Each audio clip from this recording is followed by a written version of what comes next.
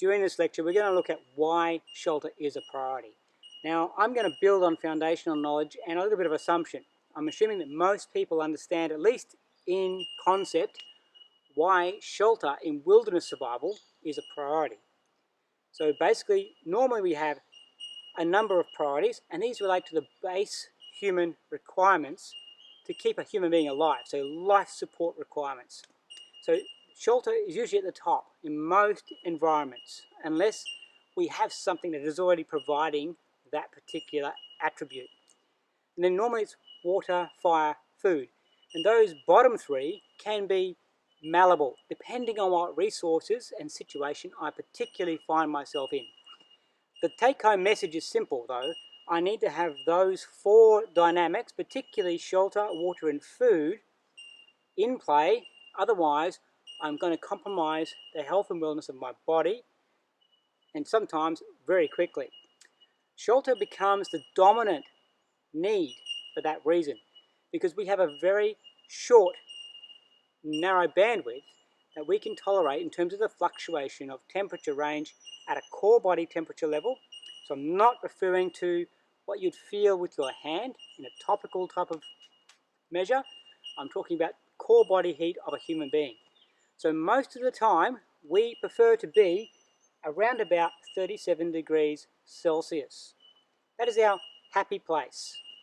Now if we get too hot or too cold, we can only really move 2 degrees either side of 37 degrees, depending on specific conditions and a little bit of individual variability.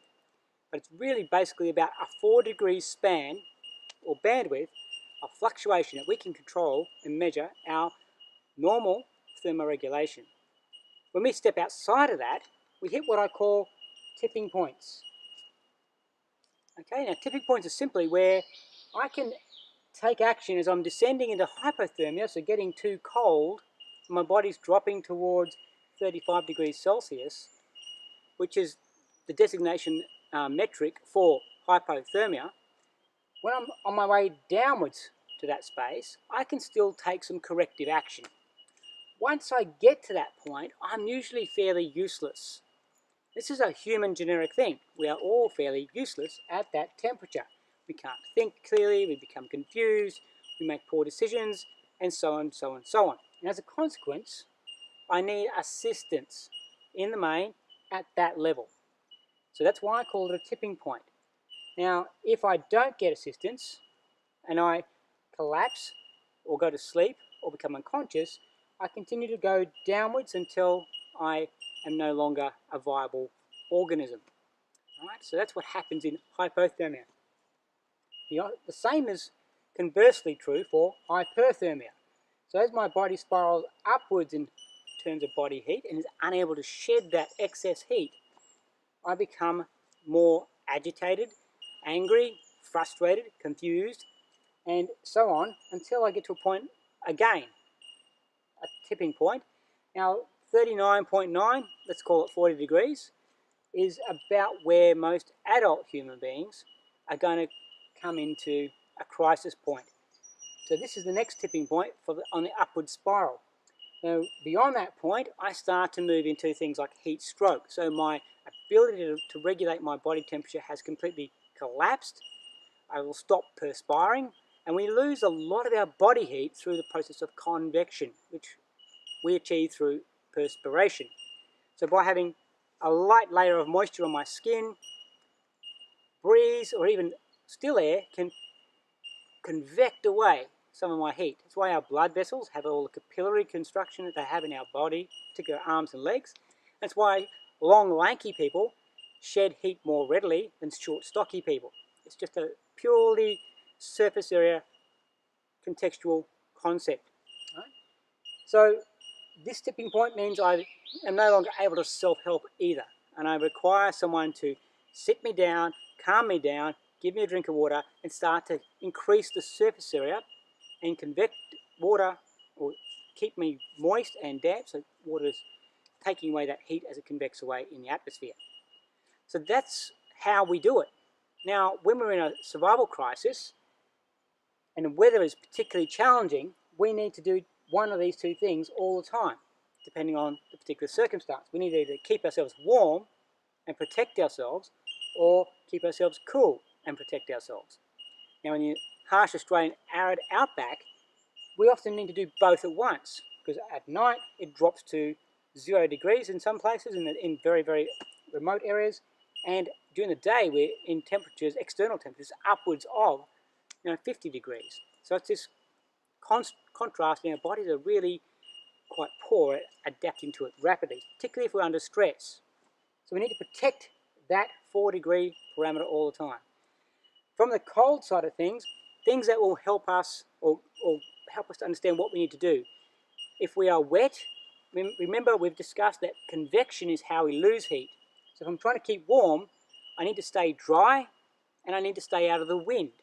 So if I build a shelter, its two dominant purposes need to be to keep me out of the wind and to keep me dry if I'm in a wet and cold environment.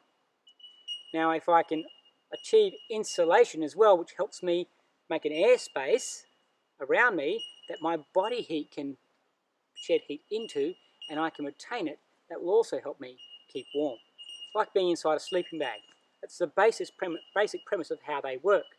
I keep the airspace and the pockets that are formed by the material or the vegetation or anything else around me is filled with my body heat, which is then retained to some extent. Or it's bled off to the external environment in a much slower rate. Now when I'm looking at keeping cool, I want to do the same but opposite things. I want to basically protect myself, which is the sameness, but from the sun and from the heat. Now, hot, windy days can be very, very drying. They can dehydrate and desiccate me very quickly. So I again need to be out of the wind. But I want enough breeze to make sure that I can still, as I sweat, I'm still convecting away heat. And I want to be in shade.